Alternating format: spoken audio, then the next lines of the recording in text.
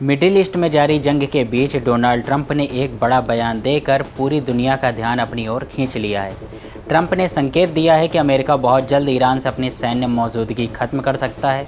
उनका कहना है कि अमेरिका इस पूरे अभियान में सिर्फ एक ही मकसद के साथ उतरा था, ईरान को किसी भी हालत में परमाणु हथियार हासिल करने से रोकना, और उनके मुताबिक ये लक्ष्य अब काफ़ी हद तक हासिल किया जा चुका है।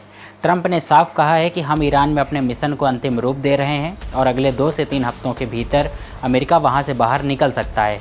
हालांकि ज़रूरत पड़ी तो कुछ दिन और रुकने का विकल्प भी खुला है, लेकिन उन्होंने ये भी जोड़ा कि अमेरिका ईरान की सैन्य क्षमताओं को पूरी तरह खत्म करना चाहता है, लेकिन इससे पहले कोई समझौता भी हो सकता है। ट्रंप के इस बयान का सीधा असर ग्लोबल पॉलिटिक्स और एनर्जी मार्केट दोनों पर पड़ रहा है।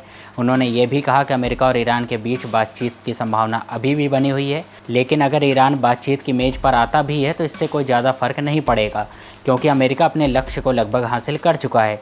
दिलचस्प बात यह है कि ट्रंप ने यह बयान उस समय दिया जब उनसे अमेरिका में बढ़ती गैस की कीमतों को लेकर सवाल पूछा गया। उन्होंने जवाब में कहा कि गैस की कीमतें कम करने का सबसे आसान तरीका है ईरान से बाहर निकलना, और अमेरिका जल्द ही ऐसा करने जा रहा है। ट्रंप ने अपने बयान में यह भी दावा किया कि ईरान के अंदर हालात बदल चुके हैं। उनके मुताबिक वहाँ सत्ता परिवर्तन जैसा माहौल बन चुका है और नए नेता पहले के मुकाबले कम कट्टरपंथी और ज़्यादा तर्कसंगत हैं। उन्होंने यहाँ तक कहा कि ईरान की सैन्य ताकत अब काफ़ी कमज़ोर हो चुकी है, न नौसेना प्रभावी बची है, न ही एयर डिफेंस सिस्टम। ट्रंप के अनुसार अमेरिकी सेना ने बिना किसी रोक टोक के कार्रवाई करते हुए ईरान के कई अहम ठिकानों को तबाह कर दिया है और अब ईरान जवाब देने की स्थिति में नहीं है। उन्होंने दावा किया कि ईरान हार रहा है और ख़ुद भी इसे स्वीकार कर रहा है, इसलिए वो समझौते की कोशिश कर रहा है। हालांकि दूसरी तरफ से तस्वीर थोड़ी अलग दिखाई देती है। ईरान के राष्ट्रपति मसूद पजेश्कियान ने साफ किया है कि उनका देश युद्ध खत्म करने के लिए तैयार है, लेकिन इसके लिए कुछ सख्त शर्तें हैं। उन्होंने यूरोपियन काउंसिल के अध्यक्ष से बातचीत में कहा कि ईरान को ये गारंटी चाहिए कि भविष्य में उस पर कोई हमला नहीं किया जाएगा।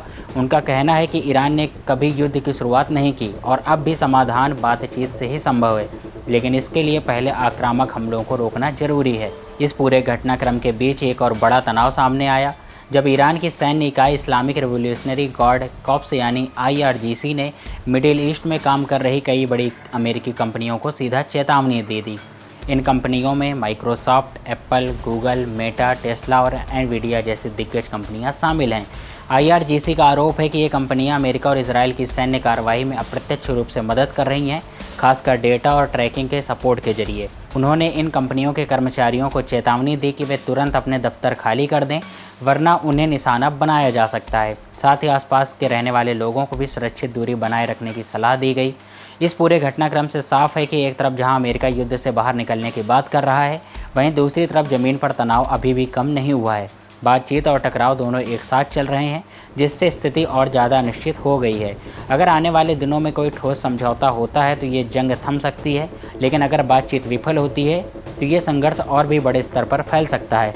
फिलहाल दुनिया की नज़रें इसी बात पर टिकी हैं कि क्या ट्रंप का एग्जिट प्लान सच में अमल में आता है या फिर एक सिर्फ रणनीतिक बयान बनकर रह जाता है।